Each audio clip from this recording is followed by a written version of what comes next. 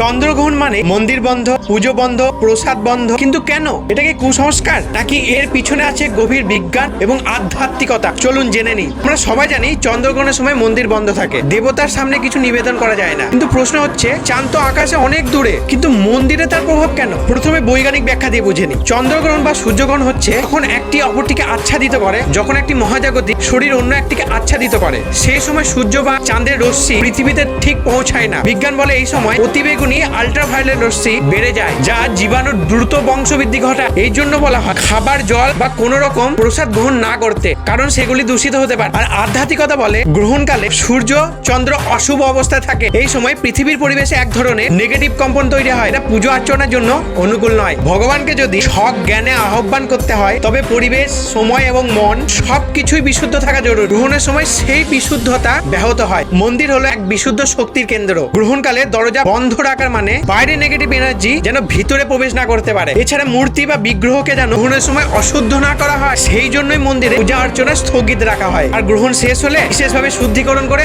আবার শুরু করা হয়। এই চন্দ্রগ্রহণে মন্দির বন্ধ রাখা হয় শুধু ধর্ম নয়, বিজ্ঞান এবং মনস্তত্ত্বের কারণে। সংস্কার নয়, প্রাচীন জ্ঞানের ফল। আপনি কি এই গ্রহণ বিশ্বাস করেন? তাহলে কমেন্টে জানান।